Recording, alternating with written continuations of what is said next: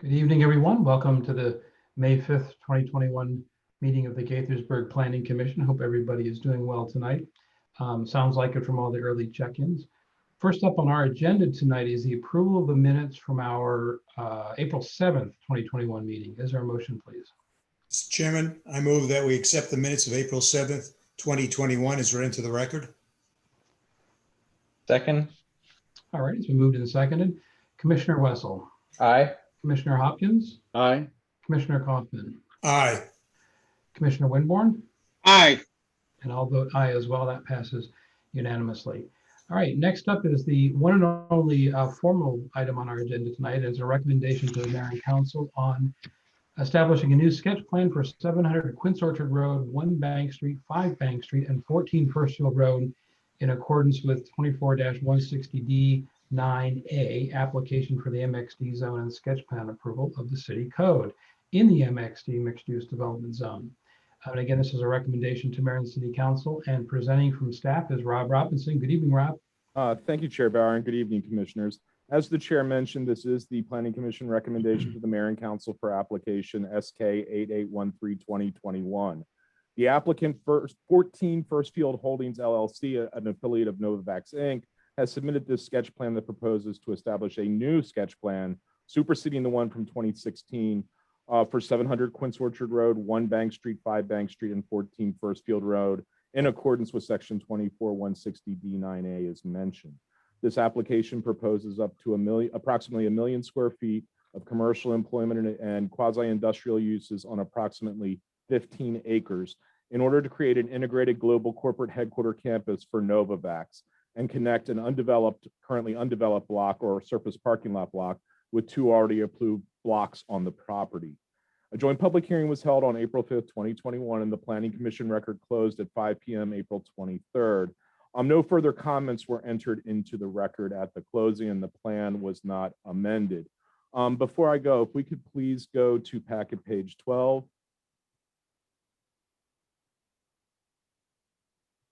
So this is the sketch plan again. These are the 3 blocks. 1 5 Bank Street is located on block 3.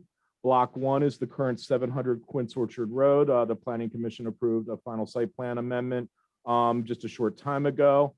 And block 2 in 2016 had been called for residential. This is now, a larger block. So this is the empty 14 Firstfield and the surface parking lot that served 700 Quince Orchard. Next page, please.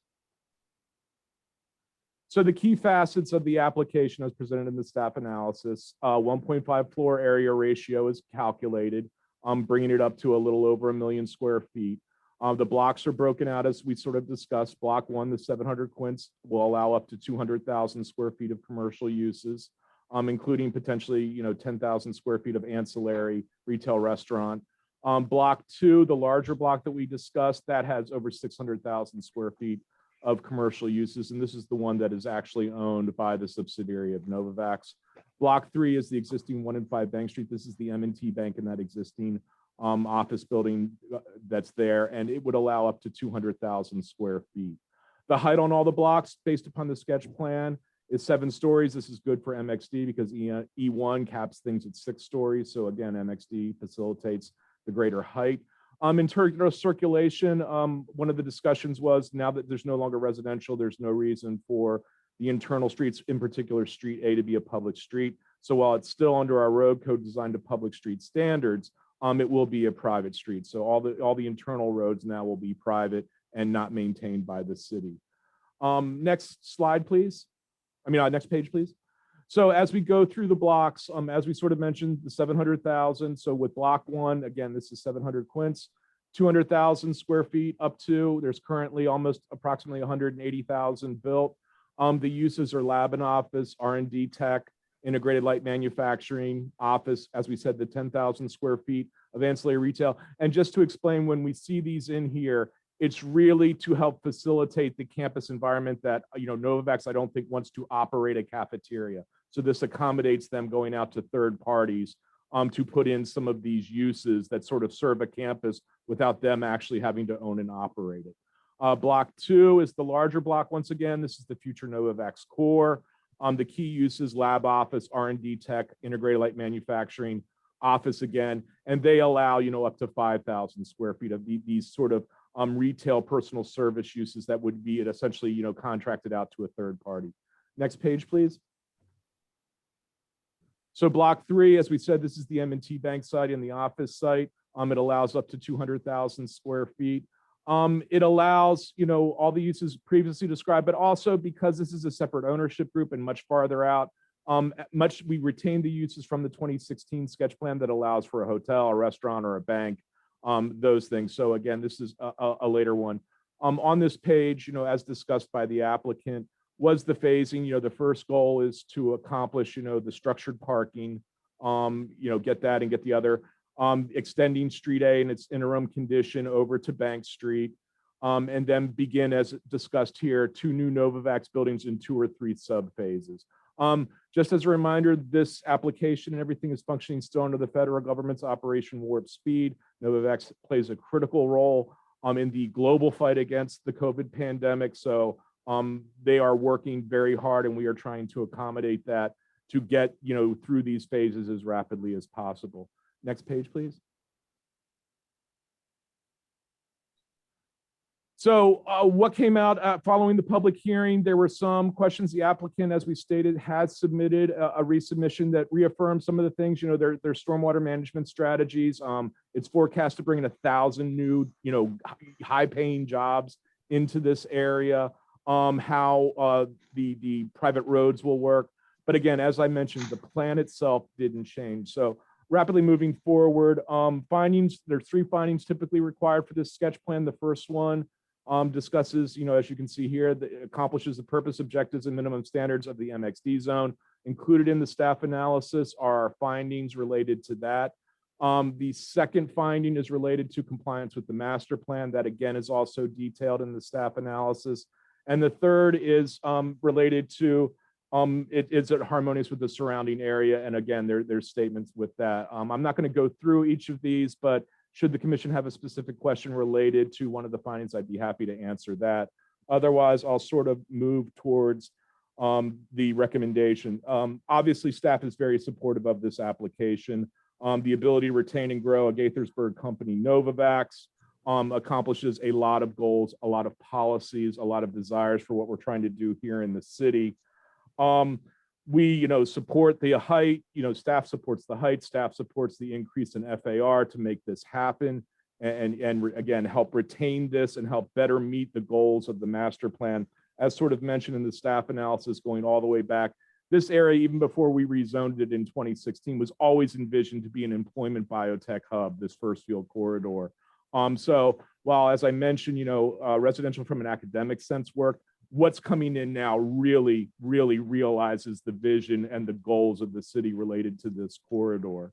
So with that being said, staff recommends that the Planning Commission, upon the findings presented herein and the evidence and record, recommend approval of SK 8813-2021 to the mayor and council.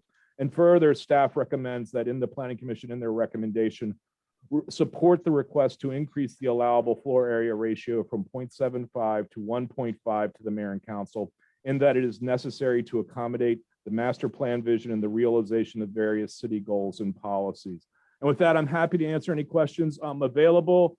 While the Planning Commission record is closed, if there are some clarification questions, the applicant's team is here, but obviously they cannot introduce new materials that it hasn't already been presented. Strictly, so we'll call them as needed if needed. Great, thanks, Rob. Commissioners, any questions for Rob on the recommendation? No? Okay. Well, our record's close, so we can move move right into the discussion. And I'll just open it up. Anybody want to jump in with any concerns or support, something in between?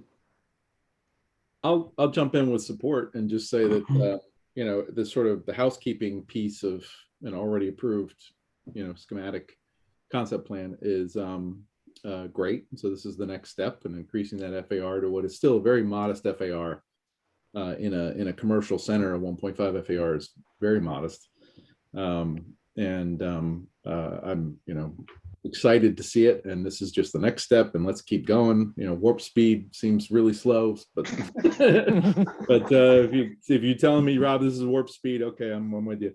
So I'm very supportive of the increase. I would echo what Matt just said, plus the fact that I think it's time we get rid of a lot of that macadam that's just sitting out there empty, absorbing a lot of heat and doing nothing for us. So I really look forward to this project getting underway. But let's not stop using the word macadam, because that's a nice harkening back to the good old days. And Blacktop, how's that? asphalt. Asphalt. All right. Thank you both. Anybody else? I just want to echo what my colleagues said, and it's going to be a great addition to, the city. I mean, it's an international headquarters, and it's just going to make Gaithersburg that much better. So I'm excited to see this come to fruition.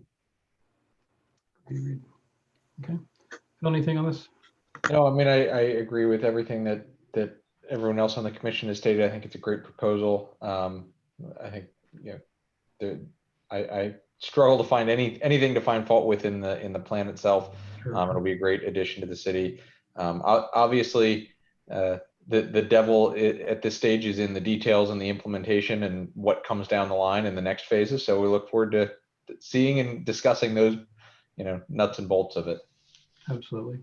Hey, Rob, I do want to ask a couple quick clarifying things. So that Sure. once these roads go to private and no longer part of the public road network, what is the concern about any interim alignment? Why would there be an interim alignment versus a final alignment, and why would we even really note that? I'm sorry, could you repeat that one more time? You're a little bit garbled through the mic. You called out the fact that they were moving forward with an interim alignment of Road A or Street A.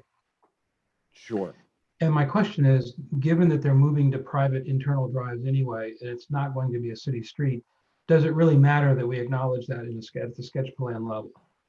We do, for two reasons. And Chris, if you could go back to that previous page you had with the graphic that you were just showing, I'd appreciate it. This will help lend context. The first thing is there were conditions. So there are bonds that are locked because it was going to be a public road.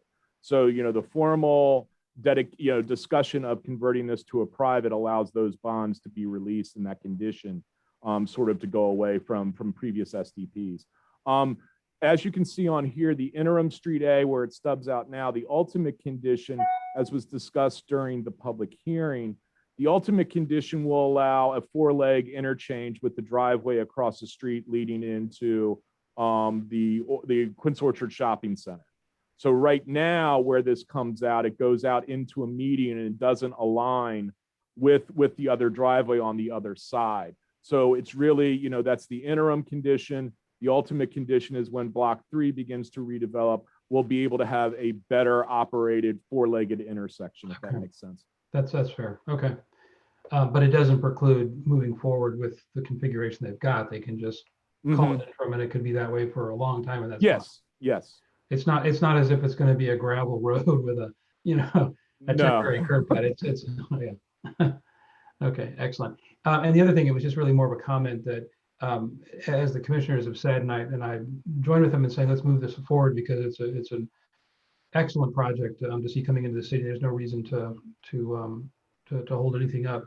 But I will add the narrative that obviously something moving very, very quickly wouldn't I don't want to see it undermine the quality of the development itself when it finally does come for final site plan and sort of the final design and development plans. That we would still expect a high level of design, a high level of quality construction, all of that stuff, which I have no doubt they intend to do. But to whatever extent the warp speed or the program to move fast wants to put pressure on that, I hope we can continue to maintain a relatively high level of quality and what this ultimately looks like and what it ultimately is when it's built out. That's great, John. Let me. That's a great point. And actually, I think that the difference between a 0.5 sort of traditional I3 property FAR is how far that building is from its sight lines, from its property lines, and at a 1.5 FAR, still hardly a high-rise density. But the trade-off there is good design, because you're closer to the neighbors, you're closer to the property lines, you have more of a presence to the rest of the city, which can be a very good thing, particularly in these kind of employment districts. So I think it's very appropriate. But the trade-off, as John pointed out, is some careful attention to design.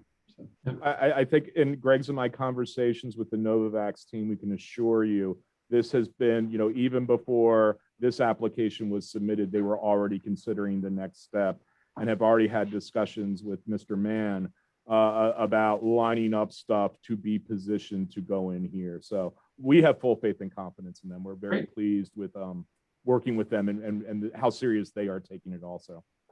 Great to hear. Great to hear. All right. If there aren't any other comments, but please jump in if there are. Anything else? Looking at the grid here. Okay. So staff provided a recommendation for us to recommend approval to the council. Rob, remind us, there's really two fundamental recommendations. One, So there's the actual formal recommendation for the actual approval of the application that I have requested, based upon the way the code is written, that the planning commission weigh in on their support or non-support for the increase in FAR, because really the council can do that based upon the finding that the increase in FAR is necessary to accommodate the master plan vision. And I truly believe what they're proposing and everything in order to, is really needed to meet the master plan vision and Sure. overall city goals and policies as laid out in the staff analysis. so Rob, I don't think we have any disagreement there. What I'm really asking is, do you want two separate motions, or is one a conversation or for the record, the other is the formal motion? If you'd like to do two, you can. Frank's here. I don't think it's necessary. I just think it Okay. will help in the discussion for the council. Very good. So we'll do two motions. Nothing doesn't. That helps for clarity, yes. Okay. All right, commissioners, on the first motion about the approval of the recommending approval of the sketch plan, is there a motion? Mr. Chairman, based on the findings presented herein, the evidence of the record, move that we recommend approval of SK 8813-2021 to the mayor and city council. Second, All right, it's been moved and seconded. Commissioner Wessel, aye. Commissioner Hopkins, aye.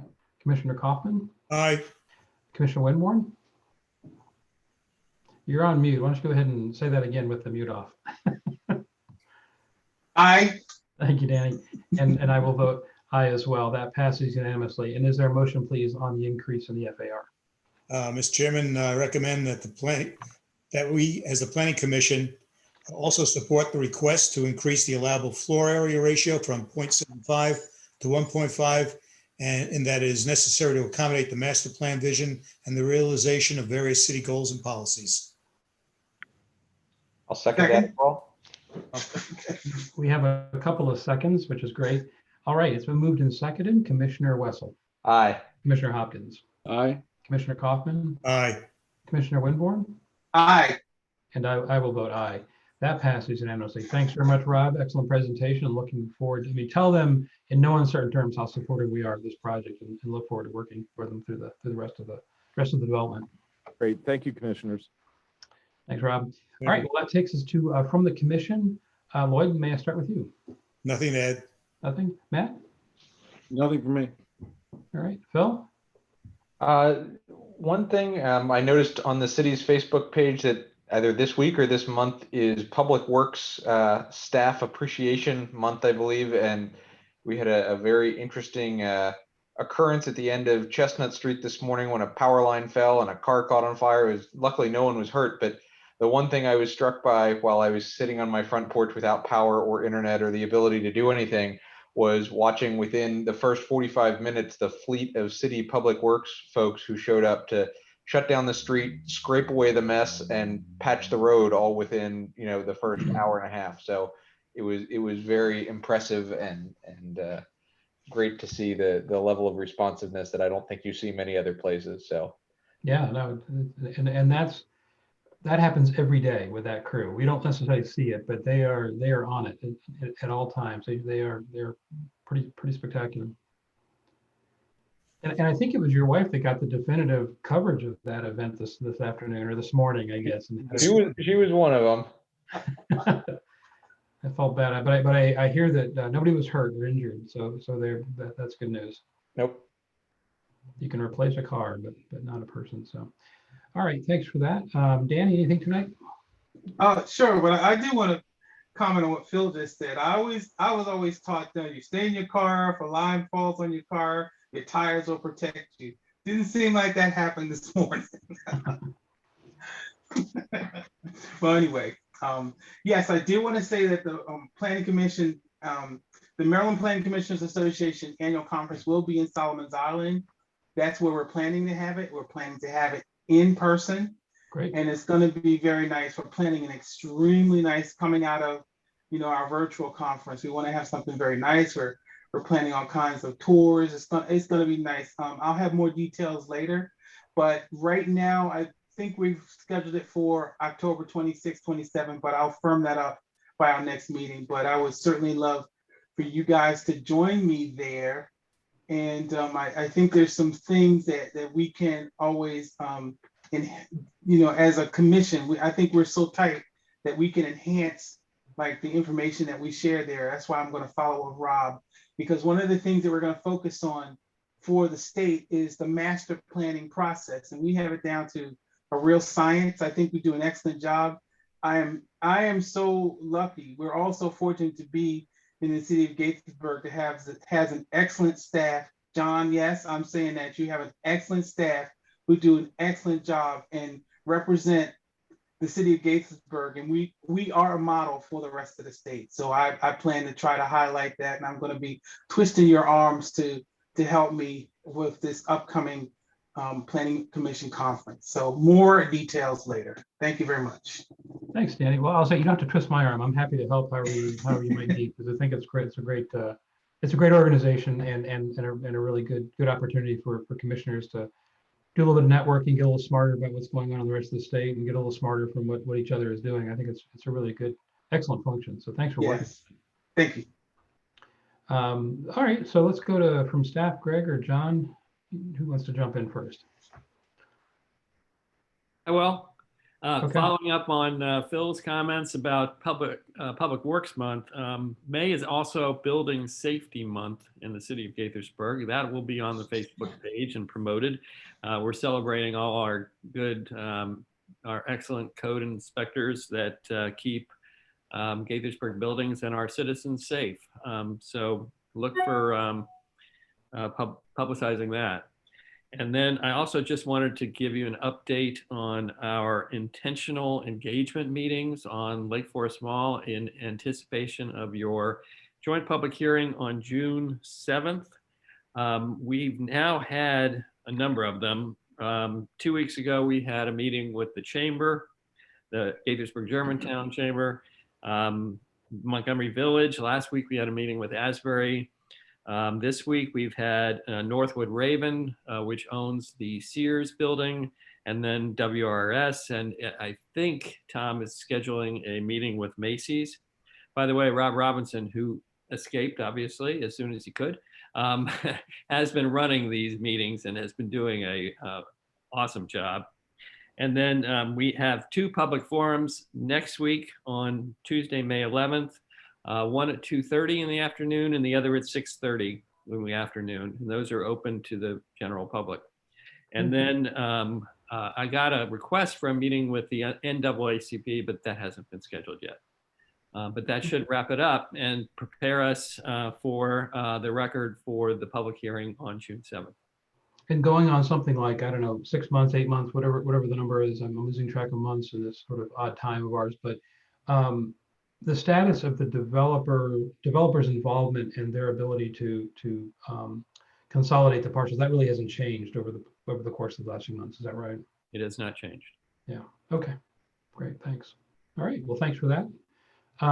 Frank, anything tonight? No, nothing further tonight. You want to teach a class in Solomon's in the fall? No. Oh, he'll be there. Oh, okay. I wasn't sure. I haven't didn't had want a to chance to ask talk to if him it yet, wasn't needed. but we're planning on doing this. You're having him there. Open meeting. The Open Meetings Act. Okay. Yes, let us. Actually, the Assistant Attorney General who had been Ann McNeil, Yes. who helped with the presentation, has actually retired. Oh, Which makes me feel a shade older, but we do have myself and one other person who can present, and I'm sure they will have the position filled by then as well. So yeah, just let us know. okay. Thank you. Oh, and I wanted to mention something real quick. I know we were tracking a site plan a couple of years ago for the Johnson property up north of well, northwest of Quince Orchard Road on 28. That build out's coming along very quickly. They seem to be making, they're moving through. I guess they're selling them so they can move quickly. But it's interesting little development. And if you guys get a chance to get up there and take a peek around, the last time I stopped in there, they weren't really, they didn't really have an open house in the traditional or model home, open model home in the traditional sense. You had to make an appointment. So I haven't really seen the inside yet, but I was paying attention to how they were developing the blocks and the facades and the overall layout of the neighborhood. I think it's going to be a very nice little neighborhood when things all come together. But it's moving fast, so it'll be there before we know it. All right. Well, if there is nothing else tonight, have a good night. See you next time, and we're adjourned. Thanks.